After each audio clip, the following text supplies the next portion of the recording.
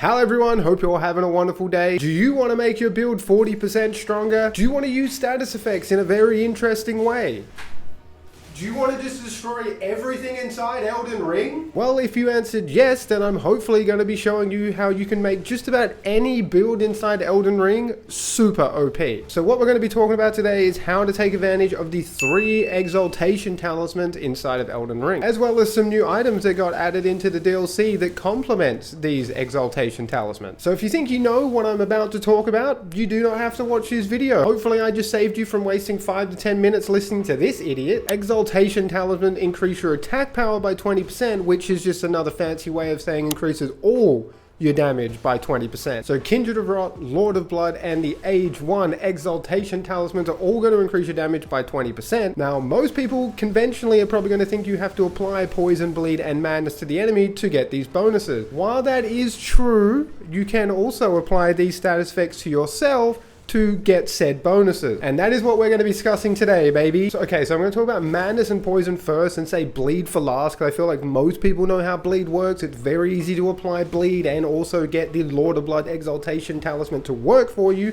When it comes to Poison and Madness, not so much. So that's why I'm going to start with those ones first. So starting off with Madness, we have the Age 1 Exaltation Talisman, which gives us a nice 20% increase to all damage. This also stacks with the Black Dumpling Helmet, which gives us a nice 10% increase to attack power as well when we're suffering from Madness, which then also stacks with the Maddening Hand, which is a new item that got added into the DLC, which when Madness is in the vicinity, we gain 7.5% increase to our attack power. So all of this together, the Maddening Hand, the Black Dumpling Helmet, and the Age 1 Exaltation gives you plus 37.5% increased damage, which is pretty nutty if you ask me. Now the big kicker, the big smack to the balls is that Madness does not work on a lot of NPCs inside of Elden Ring, so it kind of makes it a very pointless status effect for PvE. I'm assuming it is probably really fun in PvP, which I think was its main intended purpose. So how can you take advantage of these damage increases in PvE if most NPCs cannot be affected with Madness? Well, you just got to apply it to yourself, don't you?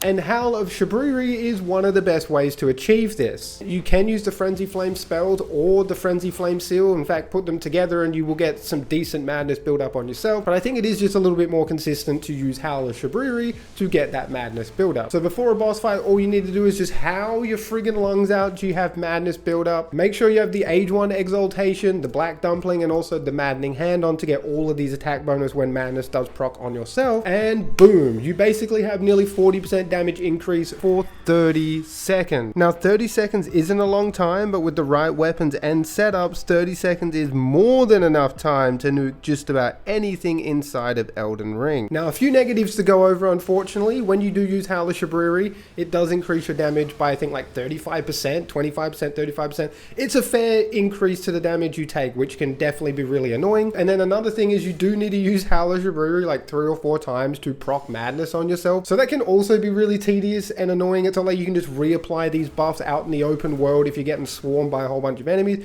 This is mainly for when you're about to enter that fog wall. You can buff up, you can get ready, and then you'll have all that damage increase, which I think is a much better way to use this. Unfortunately, I think Howl of Shabriri is a bit awkward to use out in the open world, but still 37.5% increase to damage is nothing to sneeze at. So let's move on over to Poison.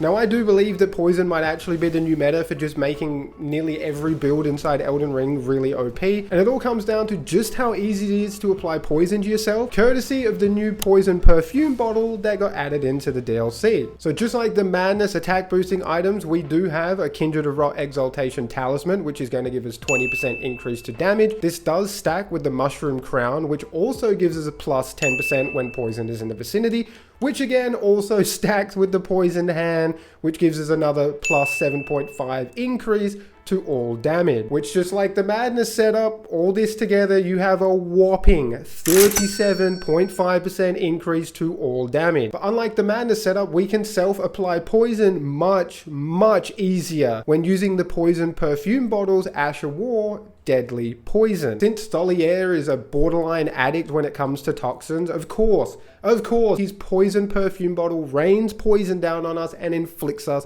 with poison. But hey, for 37.5% damage increase, I'll become a poison addict too. And you're probably wondering, well, Ozzy, what about the raw meat dumpling? Doesn't that poison you as well? And you would be correct. The raw meat dumpling is another way to apply poison to yourself, and you can get all these damage bonuses that way. But the poison that you get from the raw meat dumpling lasts exceptionally longer than the deadly poison that you get from the Ash of War with the perfume bottles, which means there's more downtime in between when you can actually buff yourself with poison, which is really just damage left on the table at this point. Now, you could get rid of the poison status effect, but I feel like we start moving into tedious territory where there's just too many moving pieces and no one wants that, I don't think. So the poison from the poison perfume bottles lasts roughly 35 to 40 seconds. Our buffs last 20 seconds, so we really only have to wait like another 20 seconds before we can reapply these buffs and get that oh so juicy 37.5% damage increase again. And of course, you could just use a poison affinity weapon and just apply poison to the boss or the enemy and get all those bonuses that way, but sometimes that can take a while. Sometimes the bosses have resistances and sometimes they're just straight up immune to poison, and that can just be a real pain in the ass. So I feel just self-applying that poison, getting that nice burst damage for 20 seconds at the start of a boss fight or start of an engagement just really goes a long way, and it can make a big difference. And hey, if you are using a poison affinity weapon and you manage to apply poison, you're just going to get these buffs for even longer. So I do feel using it at the start of fight is still very beneficial. Making poison a very solid overall buff for both PvE and PvP. Feels weird calling poison a buff, but that's kind of what it is now, and it's a fucking cool one at that. I just want to show you a quick clip of a build that I'm going to be releasing very soon, but with this poison setup, I was somehow able to hit like 24,000 damage with one friggin' jump with curve sword. Now, I don't know if this is working the way it's supposed to, but I would like to think that 40% damage increase is making a big difference to the damage output of some weapons. Now, last but not least, let's go over how you can take advantage of blood loss to make your build even stronger. Now, this is a pretty obvious one. I think a lot of people are going to know. So, of course, the best way to take advantage of the Lord of Blood Exaltation and the White Mask is to just use a weapon with blood loss already on it, or scale the weapon with blood affinity. It's really just that simple. Nearly every single boss can be bled out, which is one of the reasons why bleed is the strongest status effect in Elden Ring.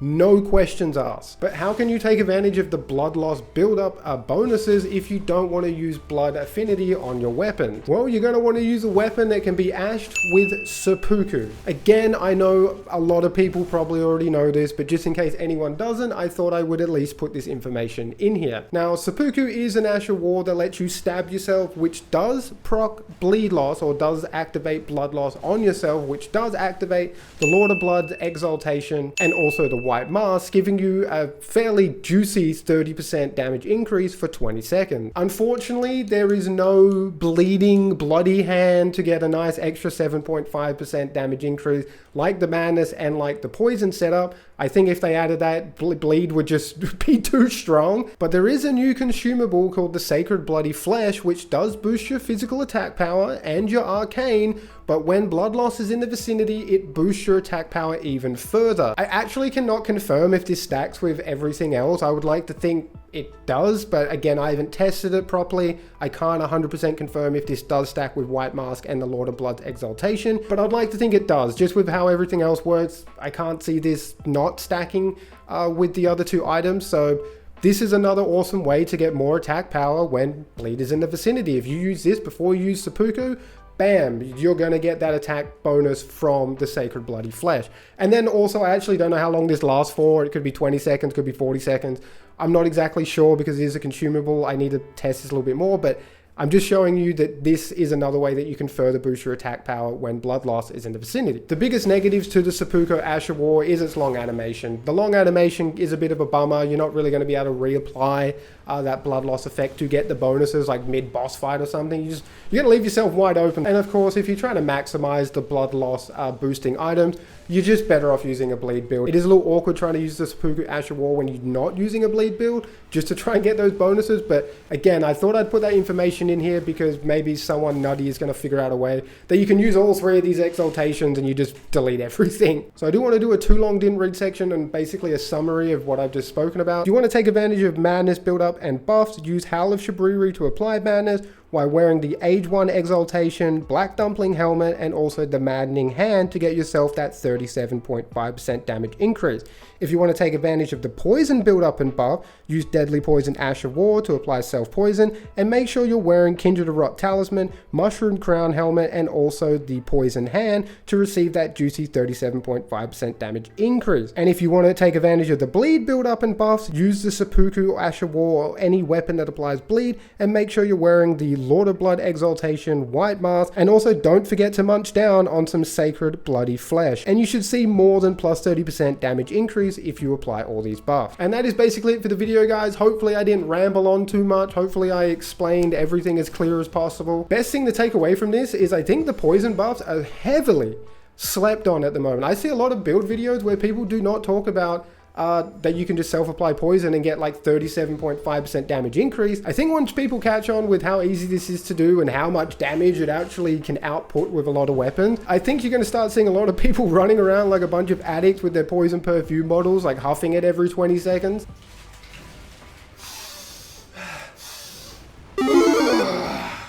I'm ready. I'm sure Tholier is going to be very proud. Appreciate all love and support as always, guys, and until next time, stay safe. Peace out.